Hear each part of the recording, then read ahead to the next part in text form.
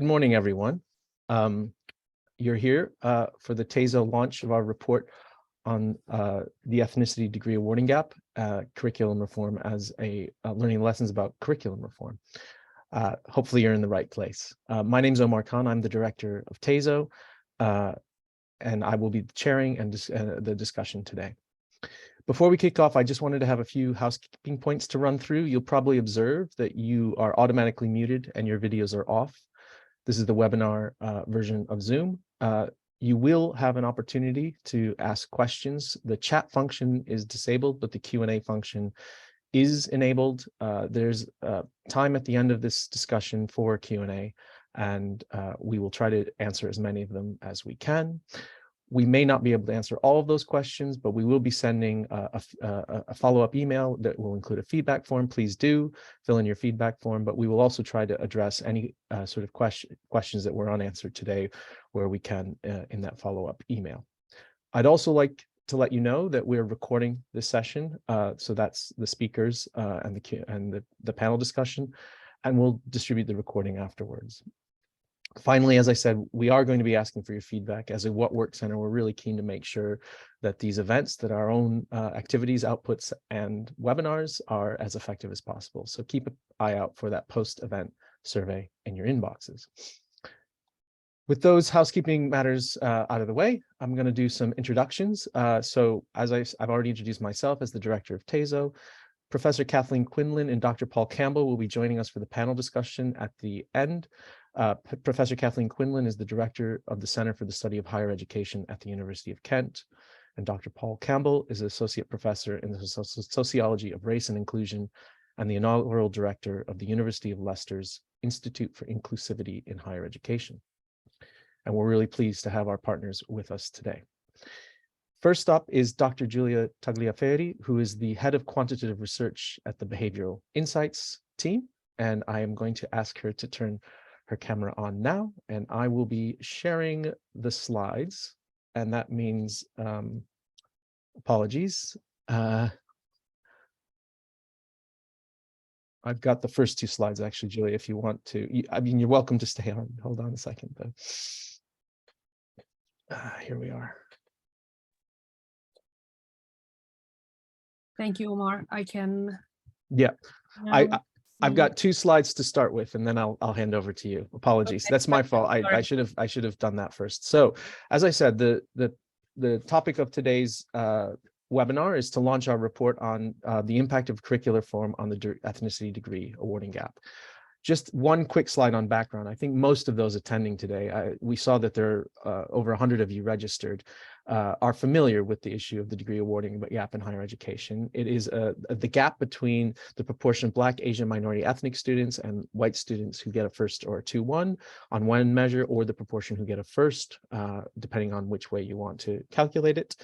But we know that that gap has been long-standing and persistent. It's not new, and it's not progressing in the way that we would potentially expect. So in recent years, the Office for Students and the sector have committed to tackling this gap with an ambition initially to close it by 2030. There's a key performance measure at the Office for Students for addressing this gap. There is, however, less evidence on what works in tackling these gaps. And TASO, as a What Works Center that's focused on addressing inequality gaps in higher education, therefore commissioned research on interventions designed to address this gap to support evaluation of those interventions. And both of the interventions, which you're going to hear about today, that we commissioned, were focused on curriculum reform. Before handing over to Julia on the next slide, I wanted to flag one important point, which is that the evaluation that we've done of these interventions specifically focuses on the question of, did the interventions address the degree awarding gap? We know there are other reasons why many of you in the sector will be adopting curriculum reform activities. This evaluation and this evaluation did not address those, and perhaps that'll be something that we'll take up in the Q&A.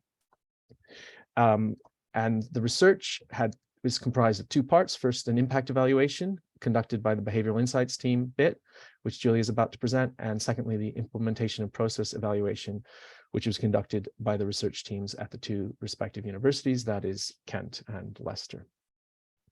So, Julia, I think you can now start. Thank you, Ma, and thank you everyone, and especially Tezo, for the opportunity to be part of this study. I think we can't reiterate enough how important it is to build evidence in the space of inequalities in higher education. So my team and I worked on this project between the spring of 2021 and 22 to investigate whether the curriculum reforms that we'll talk about right now had an impact on the attainment of BME students and whether they contributed to addressing the ethnicity degree awarding gap. So what we did, we ran two separate quantitative causal impact analysis, one for each intervention. So in this brief talk, I will present the results in turn, starting with the Kent diversity mark intervention, and then moving on to Leicester DCT intervention. I'll provide more details as we go along, but in a nutshell, for each university, together with the university teams, we identified which modules were most likely to have adopted the intervention that were being rolled out. And then, based on some modules' characteristics and data availability, we also identified a set of modules that had not implemented the intervention, but they were as similar as possible to the ones who had. Then we looked at BME students' academic performance in the years before the intervention had been trialed, because what we wanted was that the reformed modules to be to have similar trends in BME students' academic performance as the comparator modules. So to make the comparison of students' performance across these two types of courses, of modules, as neat as possible. In this way, by comparing the change in the achievement before and after the intervention was rolled out across modules who did implement the interventions and the modules who didn't implement the interventions, we could identify the causal impact of the curriculum reforms on achievement. So what we found, so the analysis provided limited evidence that the curriculum reforms as they were implemented improved academic outcomes for BME students.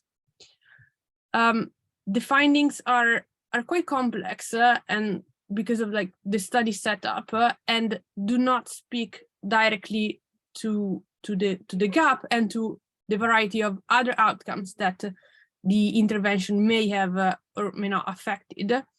I think more importantly, and this is something that Omar will cover more in depth in the sort of next part of the talk, the other part of the evaluation, the implementation and process evaluation, showed that these curriculum reforms were not implemented consistently by all the conveners or the module organizers.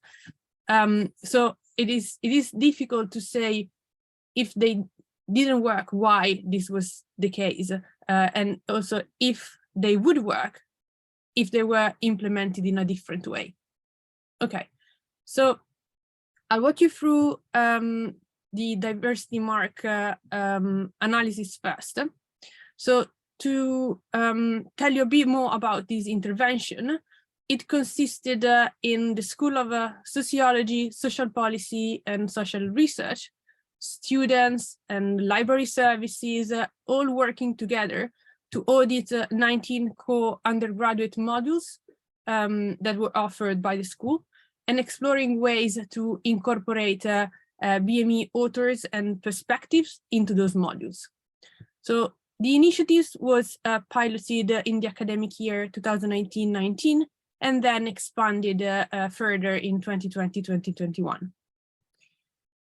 The University of Kent identified the modules that were reformed based on whether the modules conveners demonstrated a commitment to creating a more culturally sensitive curricula in various ways, including but not limiting to detailing plans for diversifying the reading list, and, for example, giving examples of how they would integrate diversity across the module. So this is how we identify the treated or reformed modules, whilst if module conveners did not express a commitment to make substantial changes to promote cultural sensitivity, these modules were deemed as comparator modules. And so this differentiation between treatment or reformed and comparator modules was qualitative, based on the stated commitment and intentions of the module conveners. When we then considered all the reformed modules and we looked for similar comparator modules within the School of Sociology and Social Policy, to select a suitable pool of comparator modules. We ended up with 4 pairs of treated reform modules and as similar as possible 4 comparator modules within the same school.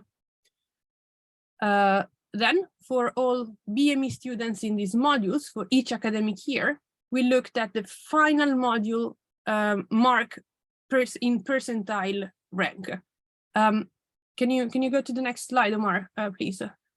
Thank you. So why we looked at the percentile rank as outcome for this study?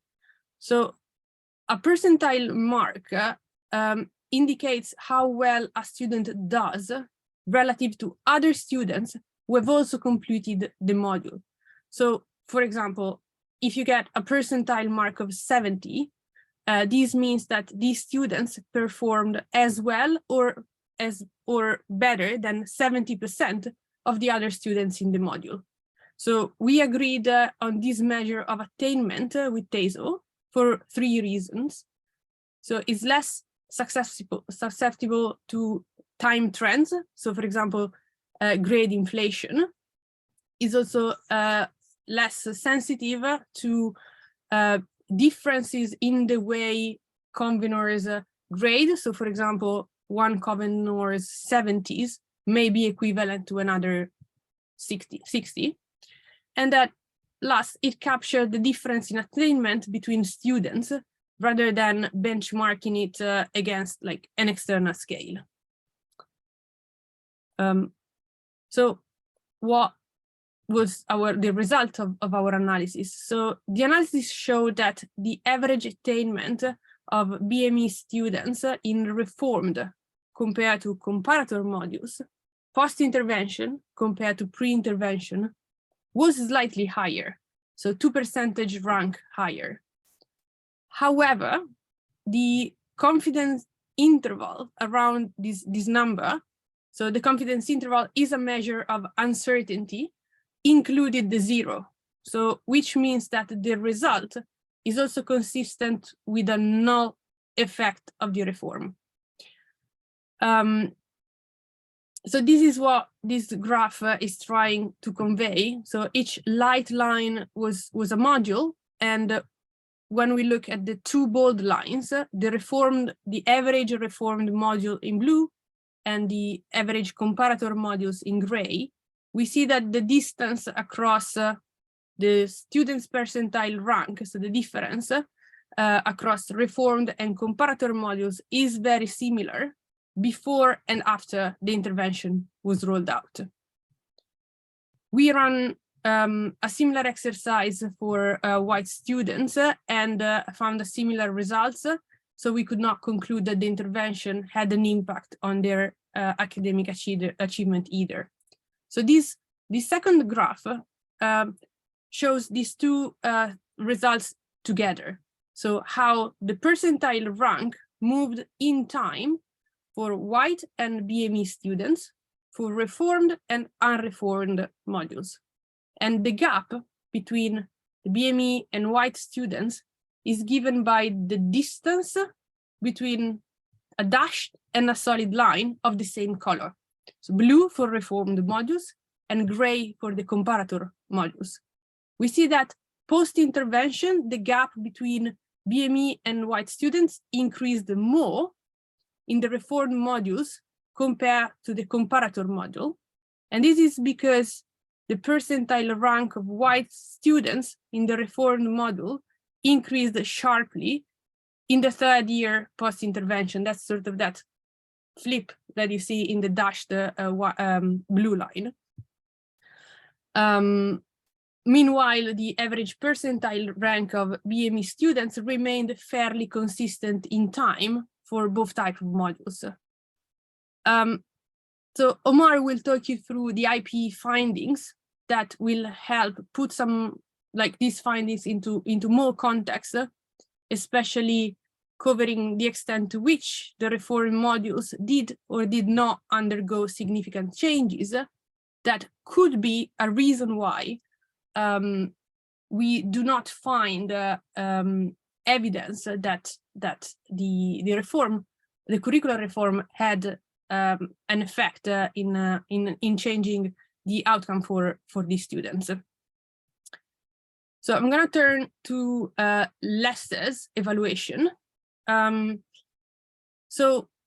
intervention was called Decolonizing the Curriculum Kit, and it is a 2-page resource for staff that provides guidelines on how to make module content, assessment, and teaching practices more racially inclusive and relatable for all students. In the academic year 2020 and 21, the toolkit was trialed out in the course of sociology. Each convener within the course of sociology scored their level of engagement with the toolkit from 1 to 10, when 10 was a maximum level of engagement. And for our analysis, we considered as reformed modules for which conveners gave a rank score of 4 or above. So it was a relative light touch level of engagement. Of course, the diversity mark, as with the diversity mark, the toolkit was varied in the degree to which conveners engaged with it. I think there have been some suggestions that the toolkit can be applied more systematically. And again, this is something that Omar will pick up in the next part of the talk. So 10 sociology modules were categorized as reformed. We then selected a comparator pool of unreformed modules within the sociology course, but also from criminology and geography, as these courses had characteristics that were most similar to the ones in sociology. As for the previous analysis, we identified the most similar modules within these courses to the ones that had been reformed. So we then compared the percentile rank of BME students in reformed and comparator modules before and after the modules had been reformed to identify the causal impact of the toolkit. We found that the average attainment of BME students measured as percentile rank in reformed compared to comparator modules post-intervention compared pre-intervention was about 6 percentage rank lower. And the confidence interval was entirely below 0. So this did not include 0. And this means that from an analytical point of view, we can be confident that BME students performed more poorly in reformed module post-intervention compared to unreformed modules compared to the pre-intervention period. We also replicated this analysis for white students and found like a very small effect that was consistent with the null effect of the reform. Again, this graph shows the trend for both white and BME students in time for both reformed and comparator modules. And the gap is again given by the distance between dashed and solid lines of a given color. Sorry, Julia, can I just double check the title of this slide is incorrect? It should be Lester's. Sorry, it should be Lester. Yeah, Apologies. just for those watching the title, this is the Lester results. I did want to explain one other thing. Sorry, just those of you who haven't seen these sorts of graphs before, that orange line is the time when the intervention was implemented. Is that correct, Julia? Just for those.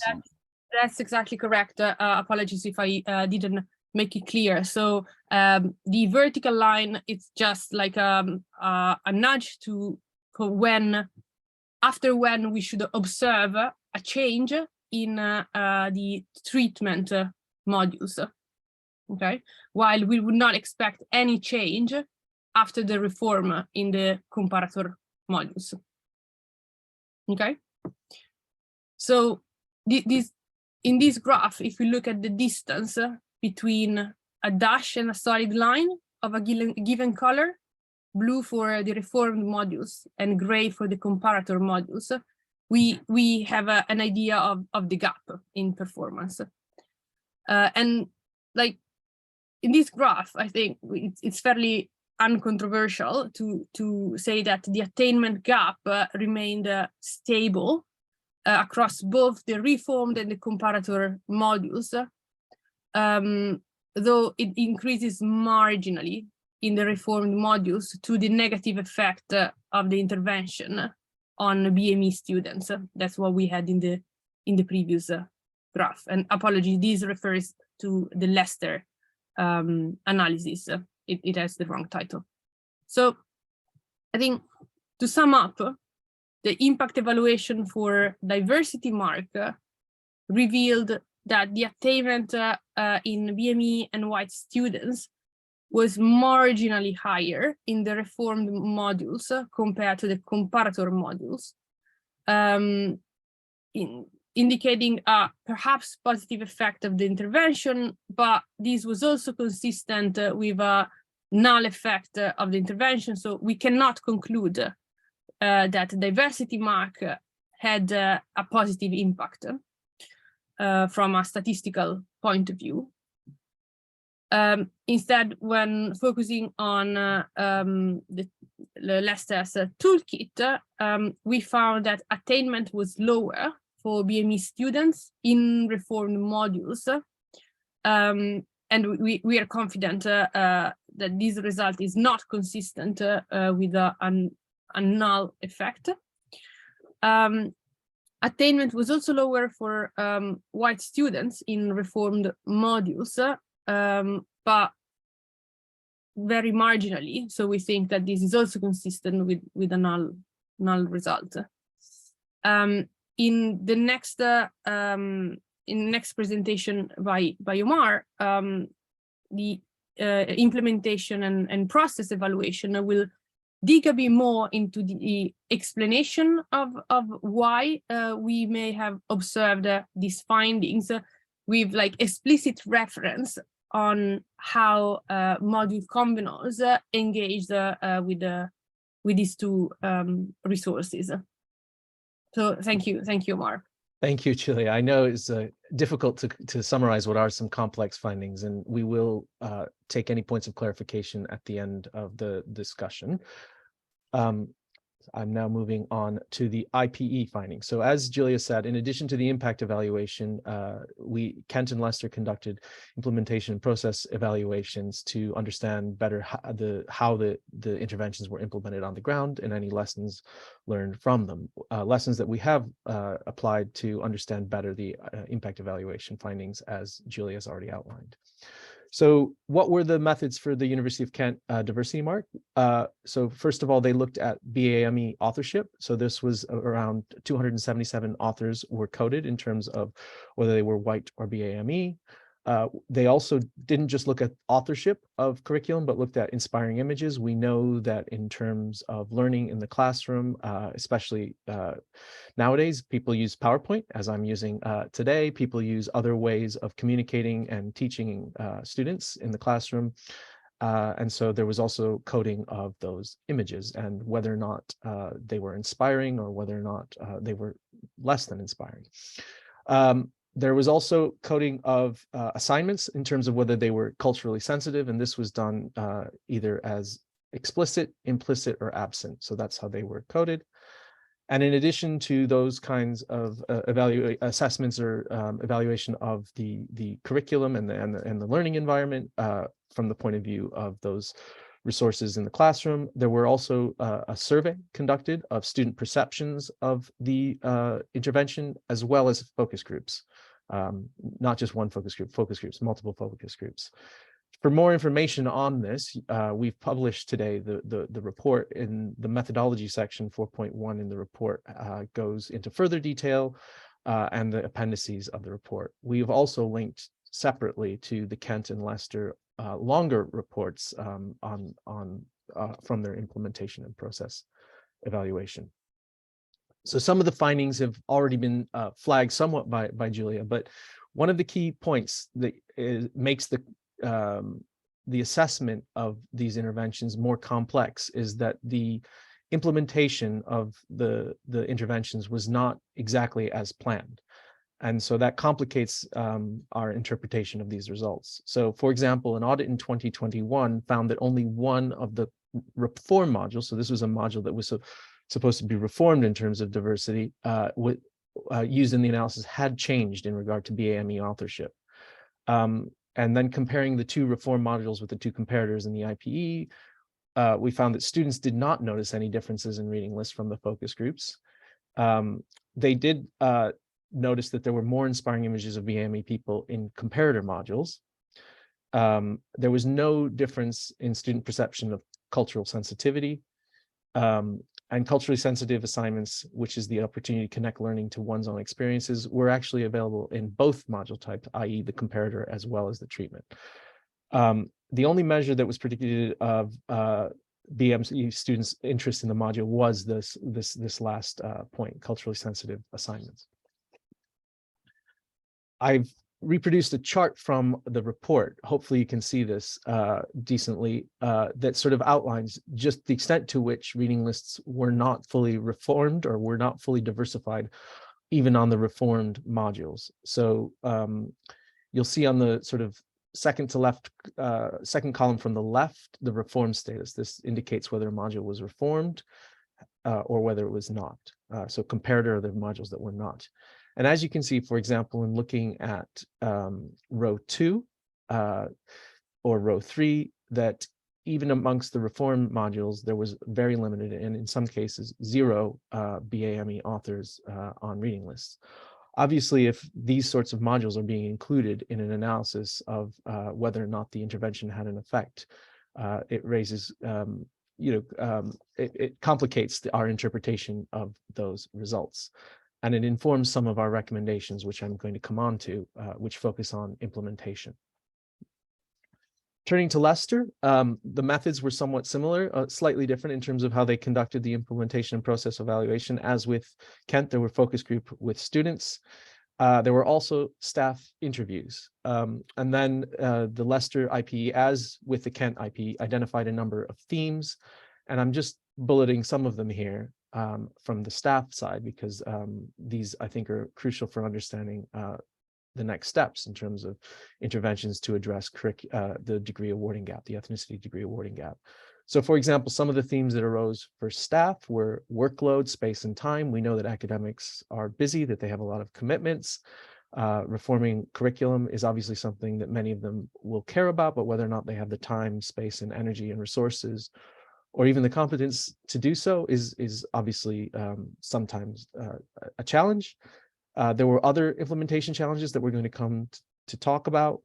The toolkit title and terminology was flagged by some staff as sometimes a positive, but sometimes also as a concern. but in both cases, there was a lot of discussion of those reading lists, and further, not just of the reading list generally, but wider racial literacy and reflection among staff. For the students for the Leicester DCT intervention, South Asian and Black sociology students did find that there was increased opportunities to learn about race in their taught content and assessment, and they did enjoy modules that were directly applicable to their own lived experiences and biographies. For module staff, for those teaching these courses, there was varied levels of engagement with the toolkit. As Julia said, not all of those who engaged with the toolkit implemented this intervention as it was intended. Staff feedback also indicated that a 2-page toolkit may not be sufficient to deliver on a curriculum reform intervention, and that this was in some ways an introductory resource. It was too brief to develop racial literacy and approaches to inclusivity further, but also that staff needed more support and training if this intervention were going to be implemented more fully. I think both Leicester and Kent had some interesting student themes that I wanted to quickly overview, which were the sort of student perceptions around course content, course relatability and enjoyment. And the report that we published today has a number of quotes from students. After all, the main purpose of doing this research and of conducting these interventions is to tackle that degree awarding gap, which of course at present means that Black and Asian and minority ethnic students have worse degree outcomes than their white counterparts. And I think it was really important that the IP captured the student voice. There were also some concerns expressed around tokenism, that there are ways of diversifying curriculum that look tokenistic. There was even discussion about whether it was the Black Lives Matter movement and other external factors that were driving considerations, and that those things were more observable to students than their curriculum content. In both cases, there was an observation, as you've seen from that chart that I presented previously, where there were courses with 0 BAME authors even amongst the reform modules. There were observations that white authors remain predominant on reading lists today. And there was quite a bit of discussion on the wider student experience, not just in the classroom, but for example, one reason that students cited for attending university in Leicester was because it was a more diverse city. And so sort of wider social context was an explanatory factor for why Black and minority ethnic students might make the choices they do about higher education. And finally, and I've got a quote on the next slide about this, staff representation, which is obviously not a key feature or focus of curriculum reform, was also cited as something that students noticed and in many ways valued. So here's, I think, an interesting and instructive and I think representative quote from the students, which is, I'm not going to read it fully out loud, but the point is that students do see the value of a racially diverse faculty, that experience of the faculty member brings something to the lecture, and that this isn't about white people and hating on them, as the student says. It's just having different types of lectures. And so for many students, for example, this student only had one Asian lecture in their entire 3 years and one Black woman in their entire 3 years on course. Other than that, all of their lectures were white. So I think the students are observing what is a longstanding inequality in higher education as well, which is the low level of representation of Black and Asian academics. So out of that, and I'm coming to the end before I open up the panel discussion to Paul and Kathleen, we've issued about 11 recommendations, and I'm not going to go through all of them, but I'm going to summarize 6 of them because I think they capture some of the findings, but also some of the next steps about what we're going to do in terms of improving research and improving the implementation of interventions so that we better tackle the race degree awarding gap. So first is, I think, higher education providers, apologies for that acronym there, HEPS, higher education providers considering curriculum reform as a way to address the ethnicity degree awarding gap should develop a clear theory of change, outlining any intermediate outcomes and the rationale for how they address this gap. There's obviously sort of some intermediate assumptions being made about why it is the case that curriculum reform might affect the degree awarding gap. For example, that students feel greater belonging on course, that they enjoy their course more, And this in turn will then lead to improved degree outcomes. One of the things I wanted to highlight is through the course of this impact and evaluation and the implementation process evaluation, the theory of change was tested. So one of the things that the TASO resources on the theory of change outline is the importance to test the assumptions underpinning an intervention, the assumptions that the theory of change is making. And in both cases, those assumptions were proven not to be fully accurate, and therefore we're quite pleased as well to note that both interventions have been amended, and in terms of future thinking about these interventions in both instances, going through that exercise has led to not just reflection, but change on the ground. And maybe Paul and Kathleen can speak about that. It shows, I think, also the value of doing good evaluation in terms of changing understanding and potentially changing practice.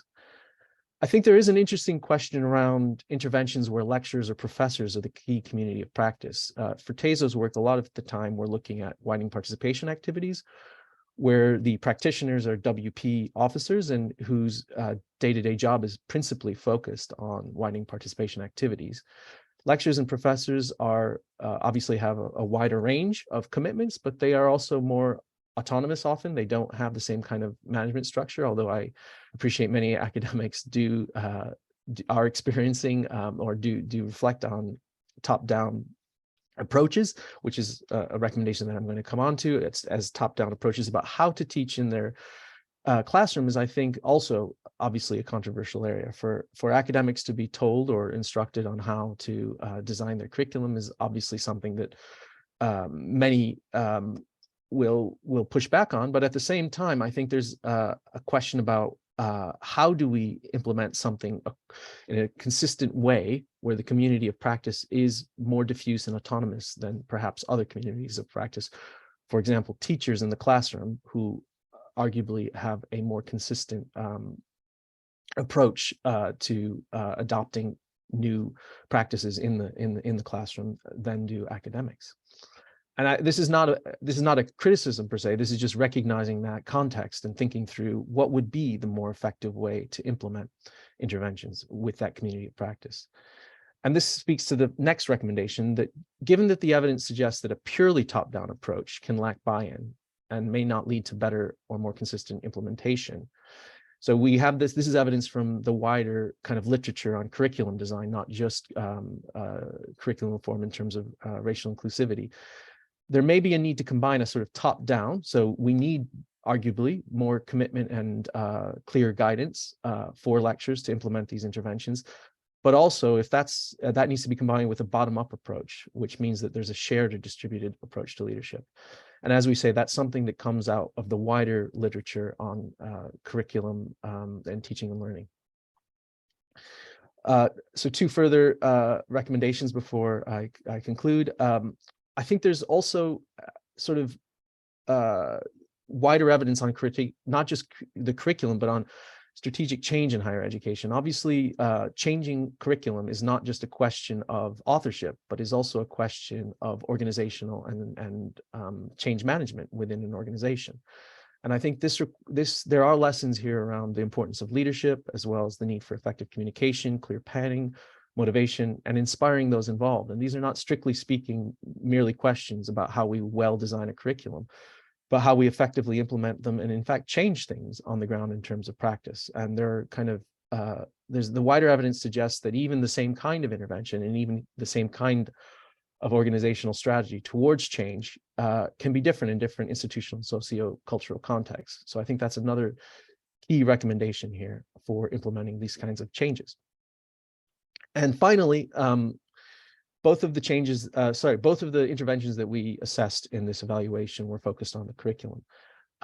Since we first commissioned this work in late 2019, early 2020, there's obviously been an increase in the numbers of interventions that are sought to address the ethnicity degree awarding gap. There are other kinds of interventions other than curriculum form that you might think would have a more proximate causal impact on the ethnicity degree awarding gap, for example, assessment.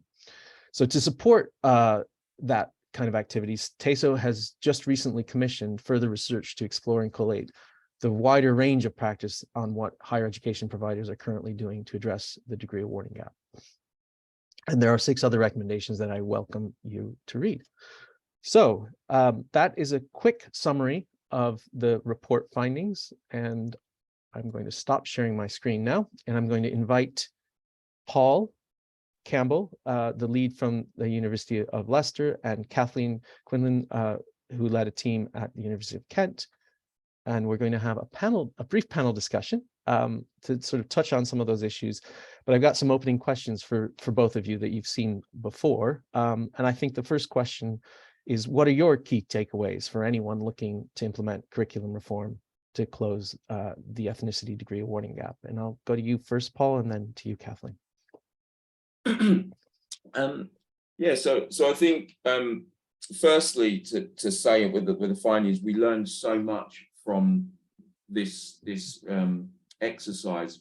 But in terms of those key takeaways for kind of going forward and implementing intervention, I think the first thing is really to echo the points that you were saying, and that for effective change, we felt that really we needed to ensure that we provided module conveners with those clear expectations and kind of minimum levels of modification, because there was such a kind of uneven level of kind of modification. And this was partly because we hadn't set these kinds of expectations and also exampled what they'd look like. So again, the next thing is aliside that is providing kind of interactive training and not passive, whereby we kind of often in HE, we often kind of give staff activities to get on with their own time, but actually having a much more kind of training and space where staff can actually kind of really understand and then reflect and discuss what these changes look like in their modules.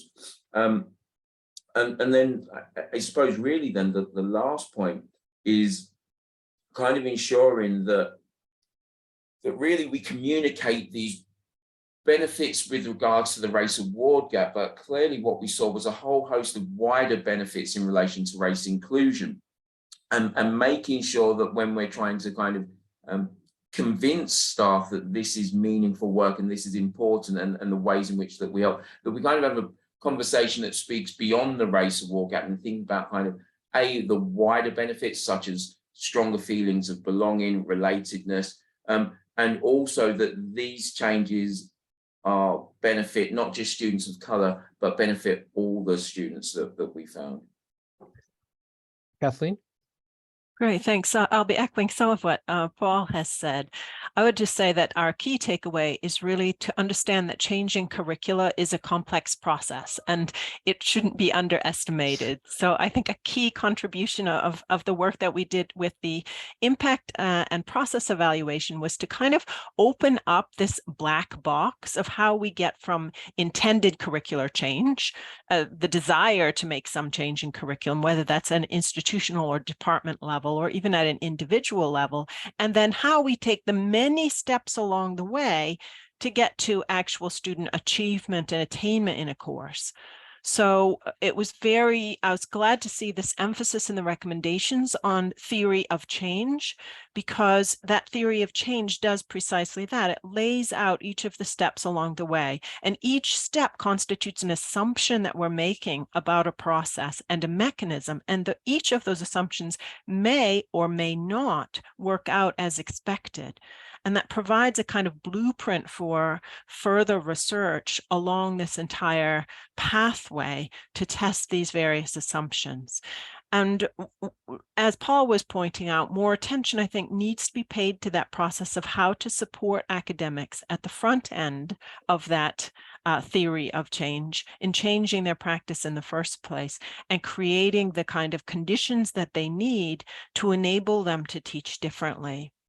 So what was interesting is that Kent's diversity mark process was really beautifully designed from the beginning to raise academics' awareness of how white, male, Eurocentric, even British-centric their reading lists were through the kind of audit process that's was used in the initial pilot.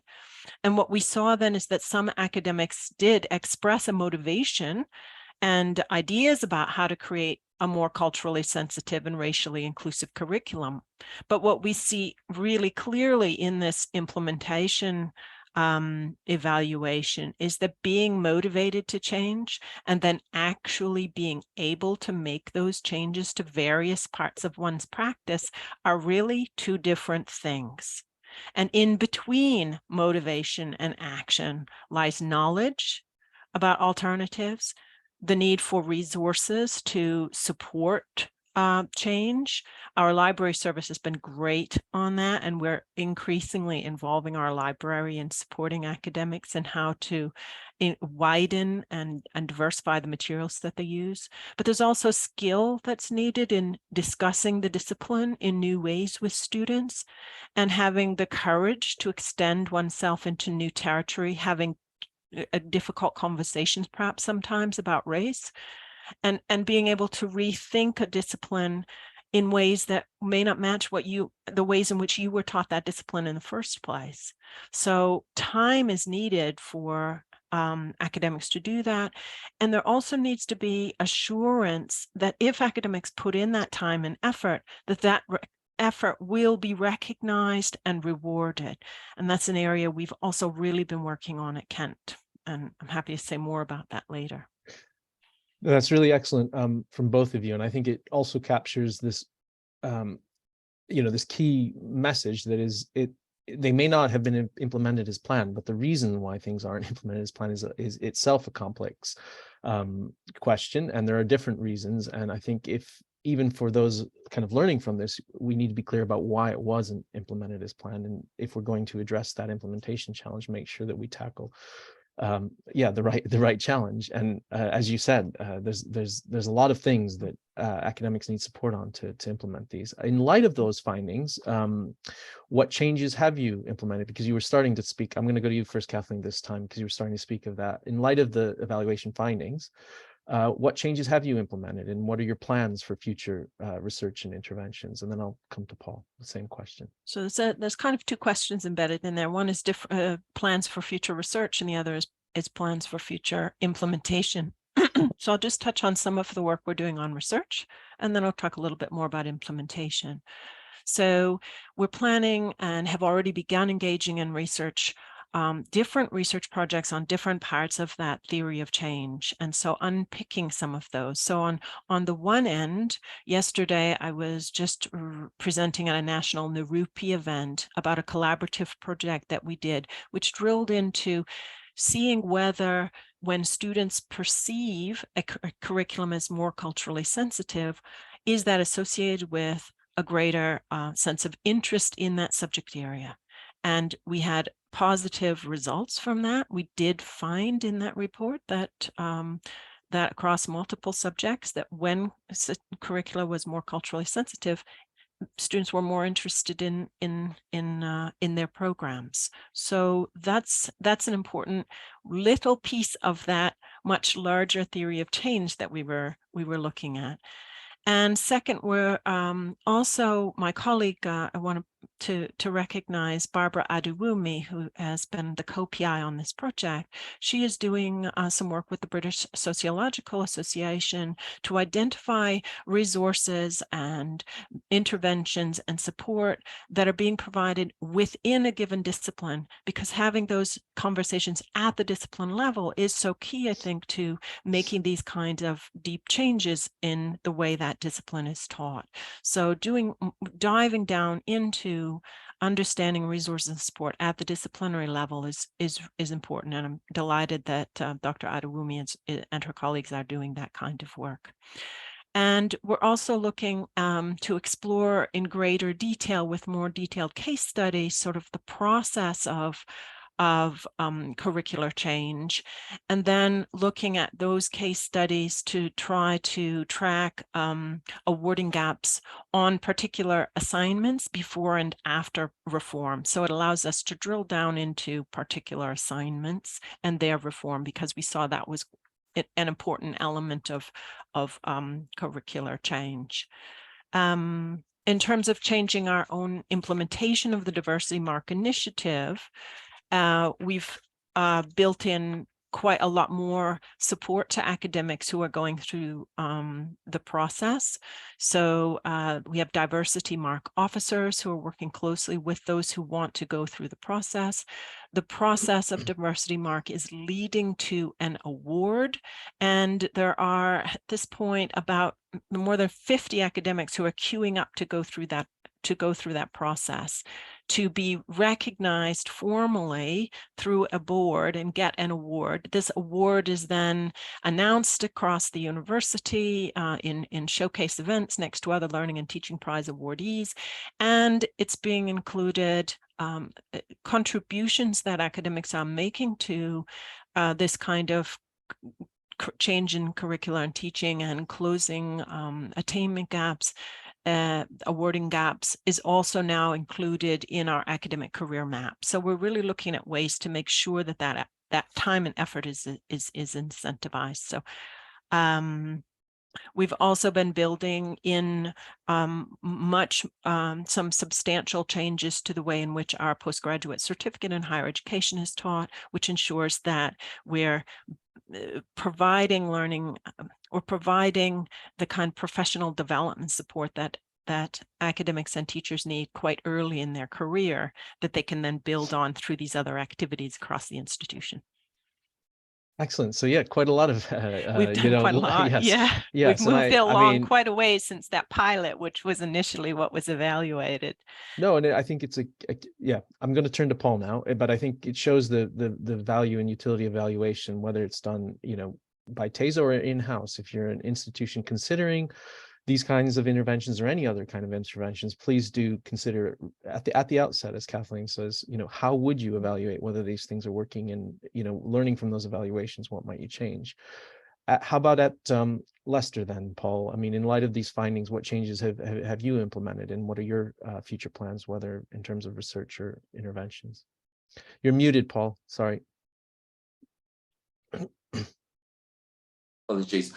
So Sean, and again, there's two parts to this question. I'm going to try and be kind of more laser focused on kind of lessons learned in this particular intervention, because we have lots of different interventions across our kind of Institute for Inclusivity. So I suppose in direct response to this, and you kind of touched on some of them in your findings, what we found was that real kind of change around the name from the Decolonizing the Curricular Toolkit to the Racially Inclusive Curricular Toolkit was important. And I just want to expand on some of those reasons. Well, because often we use the word decolonizing and we use it inaccurately, particularly to those people that have been in this space and doing work in this space for a long time.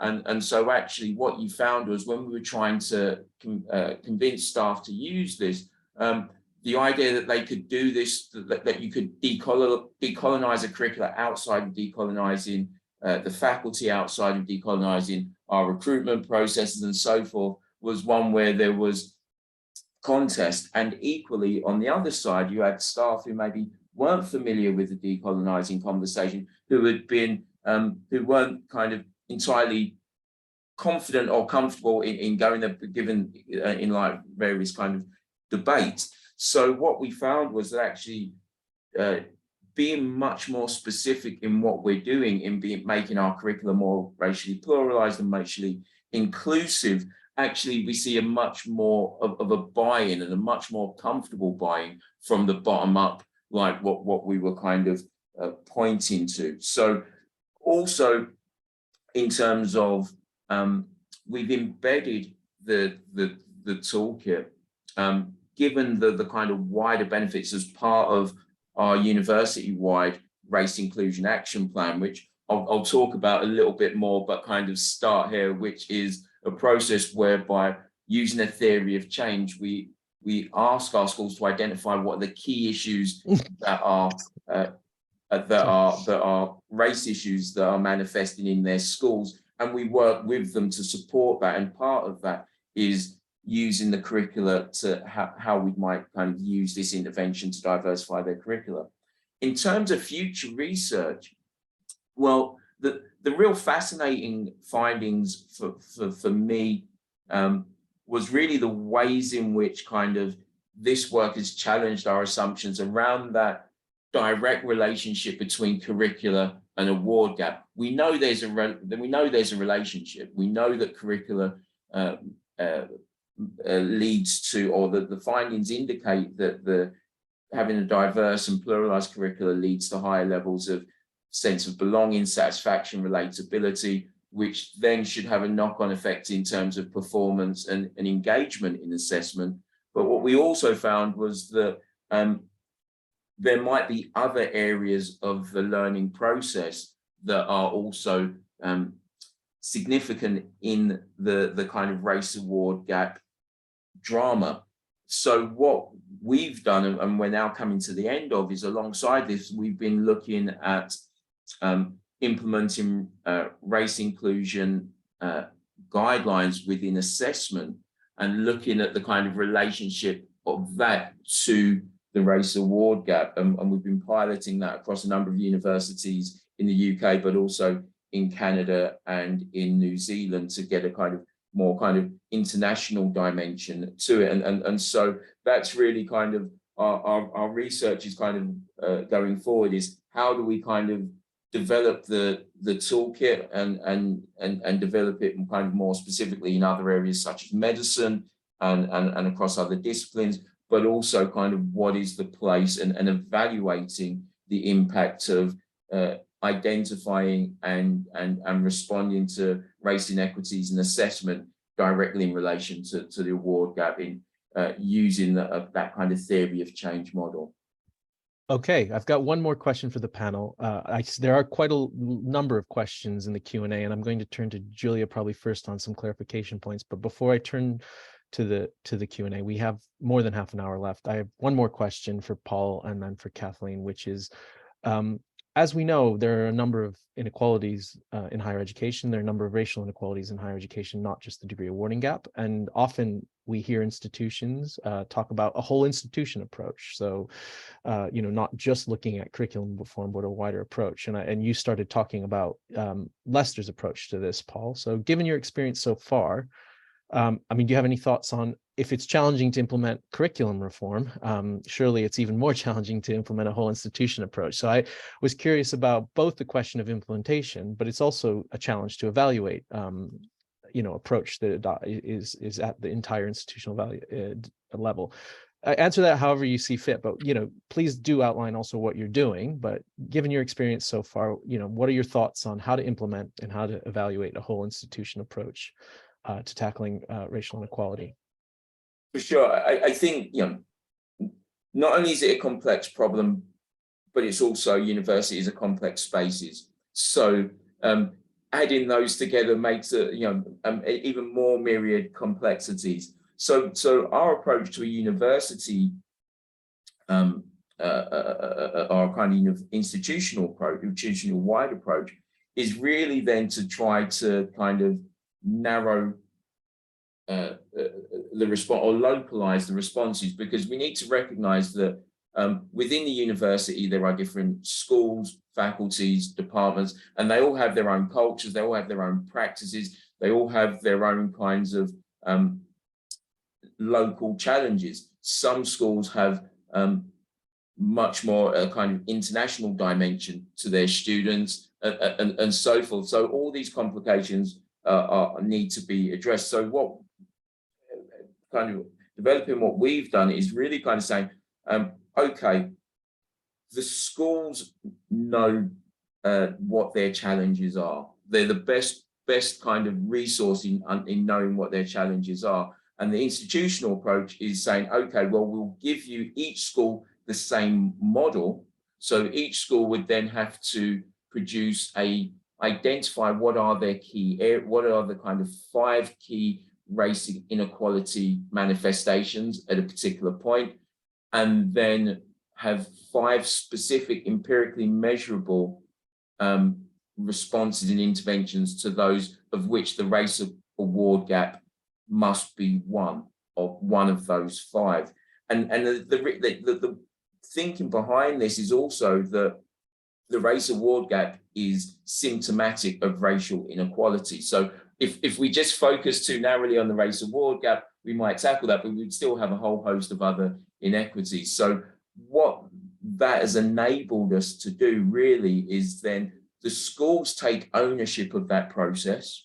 The institution supports the school, so it's an institutional-wide support approach, but the challenges that are addressed are localized. So it means that each school, in effect, is progressing in areas that are kind of key for that school. And so just thinking, some schools, for example, are focusing more or focusing quite heavily on staff literacy. Some schools are focusing more on kind of dissertations. Other schools are focusing on kind of things like kind of addressing recruitment and kind of diversifying the faculty, and a whole host of kind of measures. The other thing with this race inclusion action plan model, which we found is really exciting, is that our other services can use it, our library services, our students' wellbeing services. So it's actually the institutional approach, to put it in a nutshell, is providing them with the kind of framework and then letting the local areas actually then use that framework to work best for their challenges. Great. Yeah. Kathleen, same question then to you. I mean, obviously you've already started to describe as well how you're doing much more than the Diversity Mark initiative as it was initially conceived. But do you have any further thoughts on how to implement and evaluate, a whole institution approach to what is a very complex problem, and one that's obviously not limited to higher education, but we're working in a very specific context with higher education, aren't we? Exactly. And it sounds as if the approach that Paul has described at Leicester is quite similar to the approach at Kent. So we have we think about interventions at an institutional level. We have a central support team, student success support team, who is taking a view across the institution and participating in evaluation, development and consultation on theories of change and evaluation connected to those theories of change, and ensuring that there's a sharing of potential interventions across the institution. And then schools, as Paul was describing, are supported to analyze their own challenges locally and develop appropriate interventions that match the challenges that are identified, and then are working alongside the central team to ensure that those activities are evaluated and are part of then an overall APP plan for the institution. And so I think what we're saying is that there is a need to think about this at the multiple levels, to think about what is the context we're creating and what is the culture we're creating at an institutional level, and what's happening at a school level, and then also considering each individual intervention that might be a part of the suite of activities that are happening in any given school or across the institution. Great. So I'm going to now turn to the Q&A. I'm going to come to Kathleen and Paul first, but then I'm going to come to Julia for some questions that relate to the analysis and the impact evaluation. Just quickly, though, I mean, Julia may be able to answer this, but Paul, you might be able to answer this too. There is a question of, one of the questions is for both of you, I suppose, but what was the level of modules where the interventions occurred? So was this first year, final year? What was the level of study of the modules where the interventions occurred? For us, it was first year. It was all in sociology, social research, social policy, social science modules, first year. Thank you. And Paul? It was across all 3 years in sociology modules. Okay, so we've answered one of our questions. There's a question, I think, for you, Julia, around the percentile attainment is what they've said. And the question is, if it's a comparison between all students studying a module and whether their class rank goes up or down, how can both BAME and white attainment go up or both go down? How is that possible? Yeah. So it is not intuitive. So I 100% agree with that. We need to think that this is sort of a time change, and whenever the composition of like the proportion of BME students and white students within a classroom changes in time, that can lead to these counterintuitive results. So we thought that this is like the most likely statistical explanation for this counterintuitive result. Yeah, that's okay. why. And another question that either Julia or Paul is how many modules were involved in the Leicester study? And that's my fault. I don't think I did that in my presentation. I can like in the study, meaning in the impact evaluation, there were 10, we included 10 comparator modules and 10 treated modules. So the treated modules may have been more, but there were like some either like data limitation. So not every treated model ended up in the study, but there were 10 and 10, while for Kent there were 4 and 4. Thank you. And you can read more of that in both the sort of TASO report published today, but also the BIT analysis report and in the IPE reports. I think there's some an interesting question here around, this question around implementation, particularly on curricular reform. Sorry, I'm trying to find the question. The question is from Joe Hall. There's a clear role here for educational developers within institutions to assist and support academics with this work. Was this not considered by the two higher education institutions? So obviously, the question of what good teaching and learning looks like is a question in which there are people who are expert on, education developers, for example. And I suppose the question is, how did and how could we better involve them directly in supporting academics with this work? Kathleen, I think, do you want to? Yeah, I'm smiling because I head a unit. I've been in educational development for a very long time, and I think one of the exciting parts of the project for us was that it was a collaboration. It was a collaboration on the evaluation project between our center, which is about educational development and educational research, and the student success team.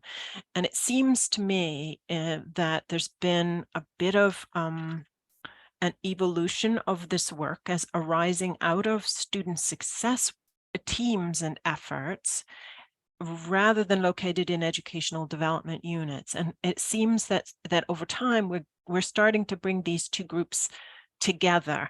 And in bringing those two groups together, what I'm also seeing is that we, and I say we because I am an educational developer, that we have quite a lot of work to do in refining and revising and diversifying and making more inclusive our own curriculum and canon and the ways in which we go about supporting our academics.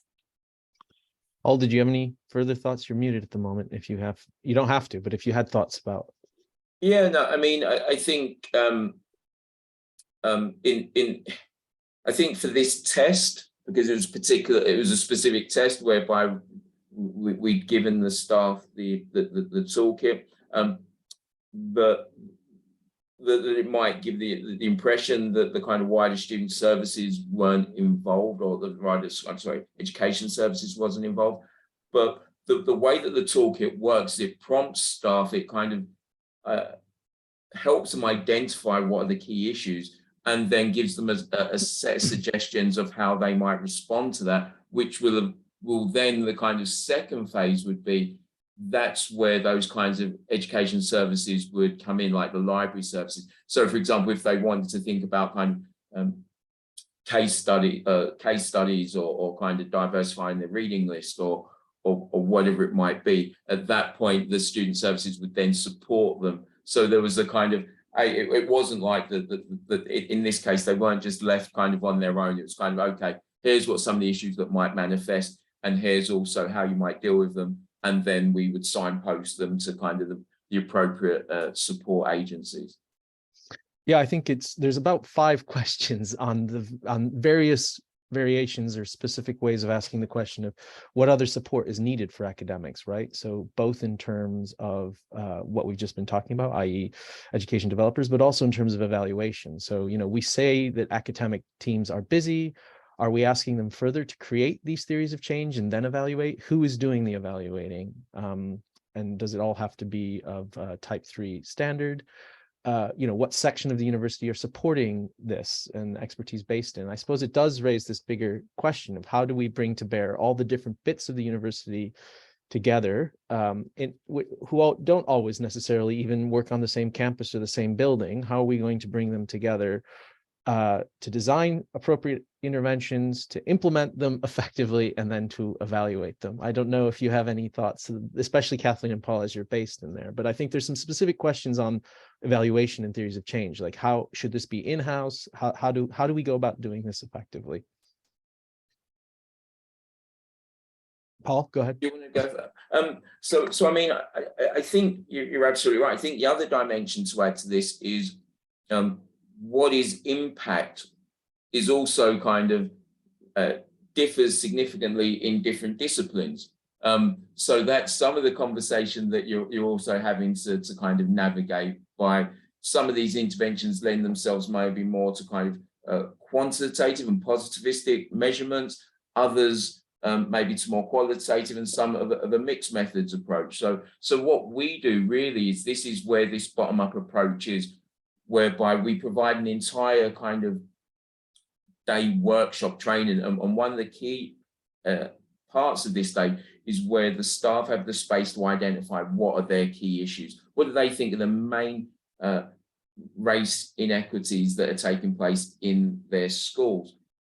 They then kind of identify these, and it's at that point, and then kind of speculate how they might respond to that. And then it's at that point where the kind of the Race Inclusion Action Plan team, which is much of our education services team, come in and kind of say, okay, well, you've identified the issue.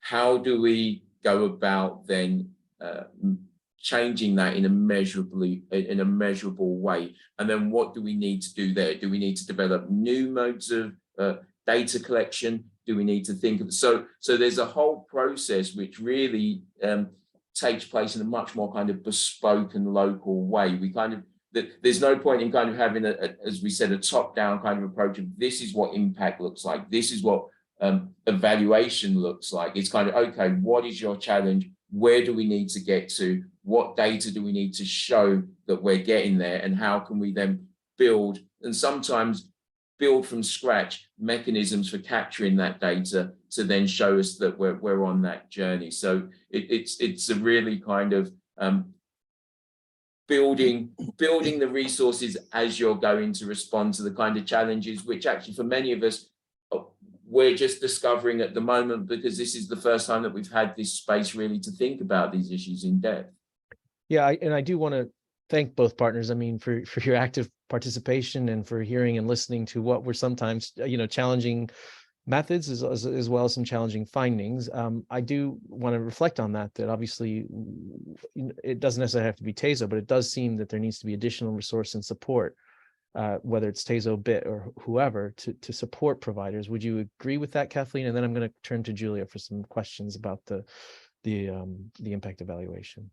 It does seem that that's true, and partly, I mean, in our experience working with you at TASO, as I said, has brought together these two teams that we were collaborating before, we were in conversation before. It wasn't as if we weren't, but this has really galvanized and caused us to be working much more closely together to address these challenges, the support challenges, the evaluation challenges, the capacity building at multiple levels, and to draw upon the different kinds of expertise that different players in this collaboration have, and put those to best use, and to think about new ways in which we need to build programs to support different people in different parts of the system.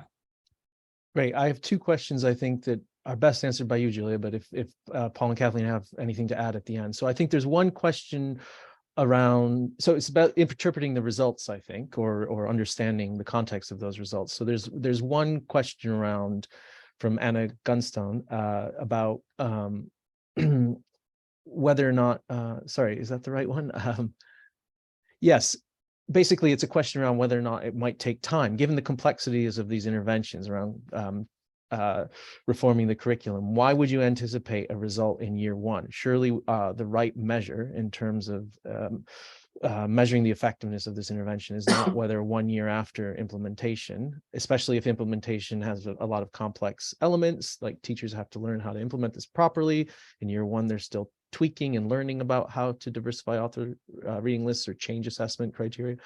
So Julia, any response from you on that?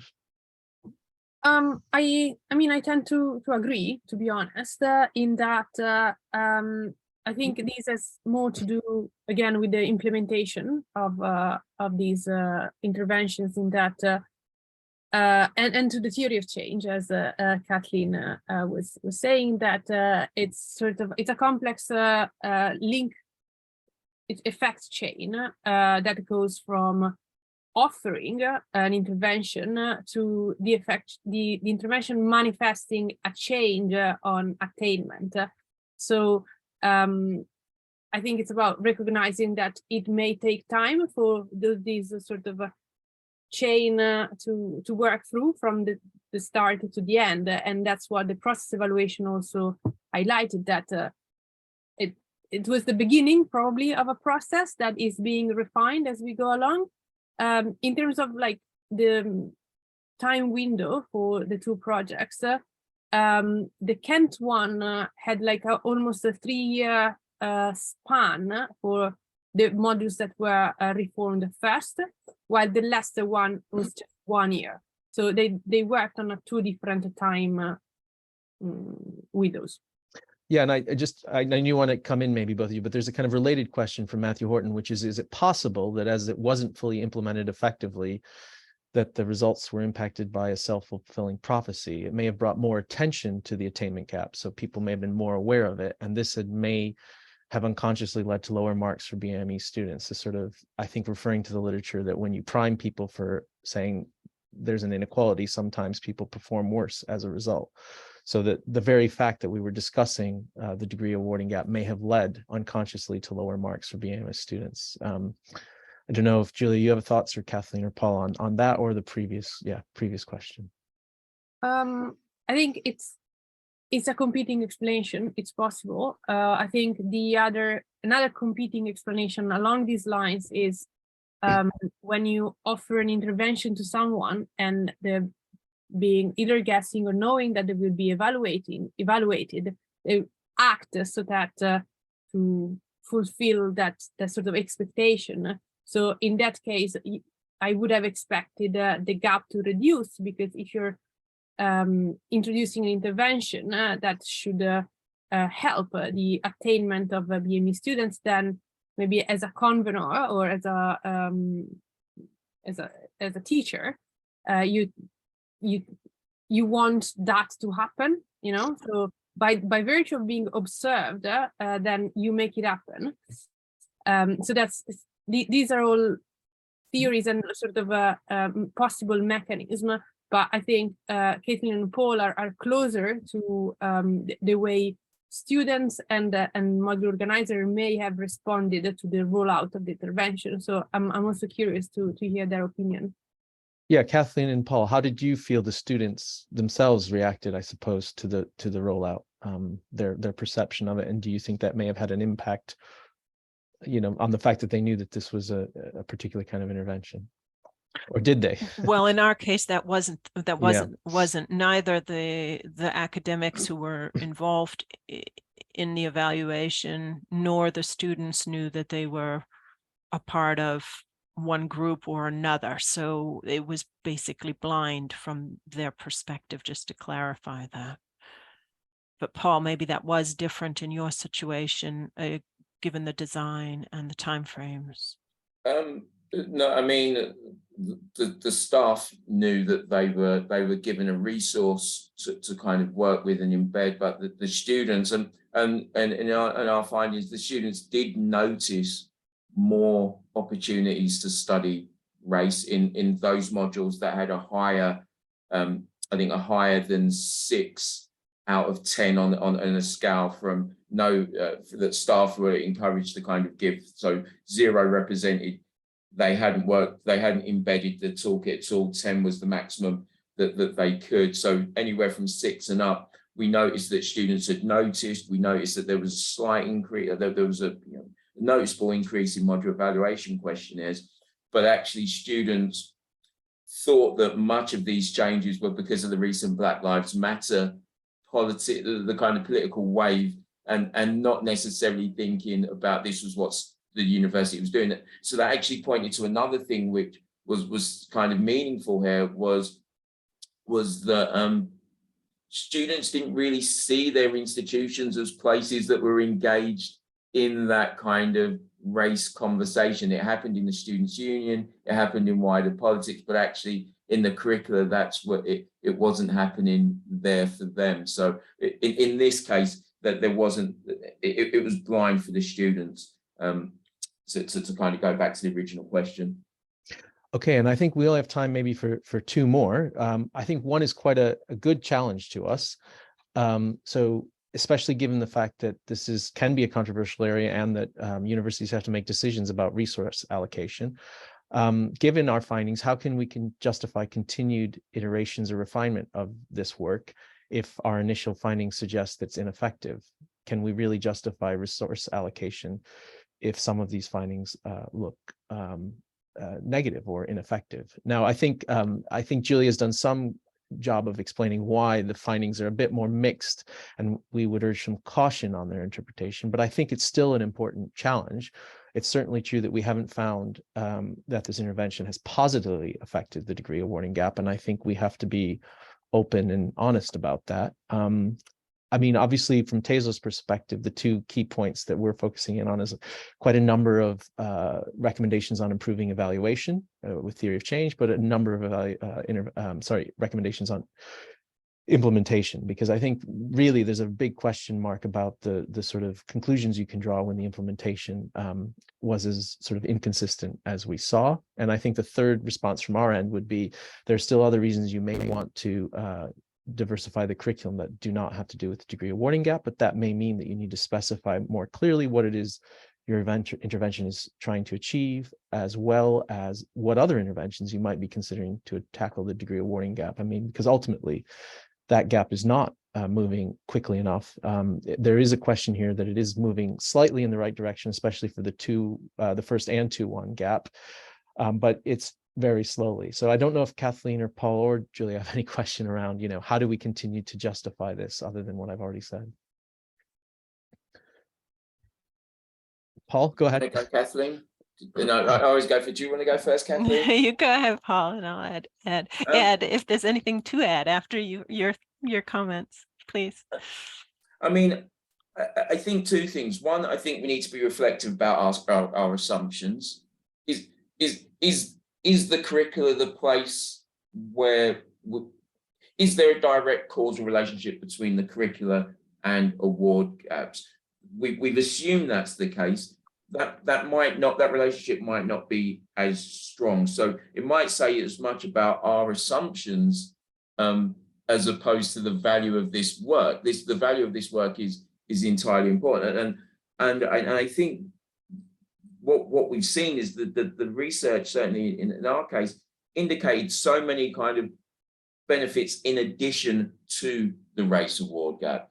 Feelings such as belonging, relatedness, satisfaction. And these are all really prized and important aspects of the student experience that we can't just kind of dismiss. 30% of our students have a real disparity between those kinds of fundamental aspects of the learning experience. And so the race award gap is significant. It is a really important driver and indicator, but it is just one of a number of indicators of race inequity. So So really then, I suppose that the shorthand answer to the question is why, is because ultimately the broader question is we're trying to tackle race inequality, not just the race award gap, but the race award gap is an important part of that race inequity. Nicely summarized. Kathleen or Julia, do you have anything to add?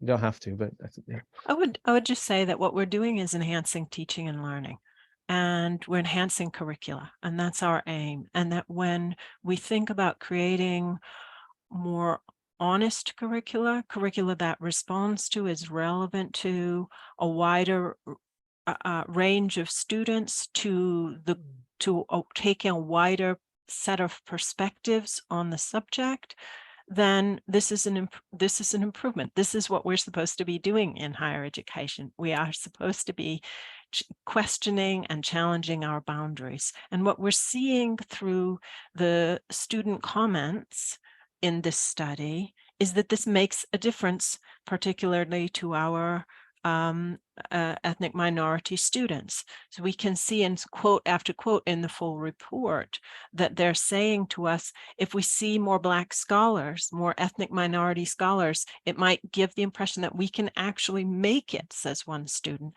Another says, when you read an article that's written by somebody who's the same ethnic group as you seem to get motivated, you get excited, you want to read it. Other students talk about being interested because it relates to me and my background. So these student experiences of their curriculum as being inclusive of them is something we need to be paying attention to. And that's fundamentally what we're about here, these two aims. And yes, we hope that they will affect this particular racial awarding gap, because that's important. And we don't yet have enough evidence to say whether that kind of curricular change does or doesn't affect that. Okay, we have time. This really is, sorry, for one question around, I do think, because it's an interesting one as well, that the implementation happened during the years of the pandemic. So do we think that, I'll start with Julia, do you think that the pandemic gives us any reason, to query the results that we found, because perhaps that's driving any change, because the intervention change also happened at a time of a major external change? So I'm going to say that it is possible, even though for the pandemic to sort of have played a role in the impact evaluation, we would need that conveners of the reformed modules responded, or student in the reformed module responded differently to the pandemic, to modules that are very similar in many aspects, but had not been reformed. So to the extent that this may be possible, then yes, the pandemic may have played a role, but I think the way we picked the comparator modules was trying to minimize the role of external factors as much as possible. Of course, like there is as much as you can do with quantitative research and data. So I'm going to say we try to minimize that as much as we can.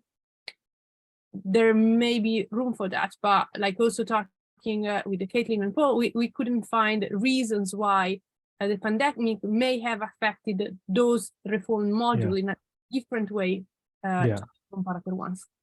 Yeah, obviously the pandemic affected everyone in all courses and all students and all universities. The other thing that was flagged, I think, Paul, by you, was that COVID did show how there can be quite quick changes in the way in which courses are delivered, in terms of, for years, disabled students and mature students, other students, commuting students had requested more online learning, and there had been resistance or limited implementation of that. And all of a sudden, overnight, sometimes more effectively than elsewhere, but, academics weren't just asked to implement online teaching learning, they were giving support to do so. Any reflections? That'll be the last comment, then I have to close, from Kathleen and Paul. Yeah, completely. And I think more than anything, the pandemic gave us a model of how to make institutional wide level curriculum reform in a relatively short time. Institutions relaxed, and this was something that came from the participants, particularly the staff. They sort of spoke about, you know, how the university had relaxed pressures for research in that year, or that they kind of made allowances, recognizing the kind of real scale of change needed, and reflected that in their workloads and their expectations. So in many ways, I think what the natural follow-on question for that was, well, if we can do that for the pandemic, that gives us a model for doing kind of real meaningful change in relation to race inclusion. Great. And Kathleen, just 30 seconds on that, or sorry. I think you're muted. I can't. We're at noon and okay. Okay. thank you. Yeah. Okay. Thank you, Kathleen, for understanding. I'm sorry also that I'm getting sun, so you're probably seeing, as I am, a little bit of shine on my glasses. I want to thank everyone for attending today. We had over 100 people. I want to note that there's still some questions that we haven't been able to answer. And we'll try our best to answer them in follow-up. Do look out for that feedback form. Please, we do want to learn from our events, and any questions and thoughts you've got on the report and the findings. As we've indicated, both our partners, Kent and Leicester, and TASO ourselves, are looking forward to doing more work in this area. We remain committed to trying to build the evidence on what works to tackle the race equality degree awarding gap, whether that's curriculum reform or other interventions. So please do pay attention to the work that we're doing. I also want to thank BIT and our partners for participating both today, but also in this project, which has been a complex project over a number of years, and we're really pleased to see the results. This is one of the sort of projects that TASO, we're only sort of 3 years old. This was one of our first projects, and to have delivered a very complex project, we needed the buy-in and support from our partners and from my staff team, who were really, Helen and Sarah in particular, supporting Kent and Leicester, and also obviously the other team members at the Kent and Leicester intervention team. So thank you to everyone. Look out for the follow-up email, and have a great day.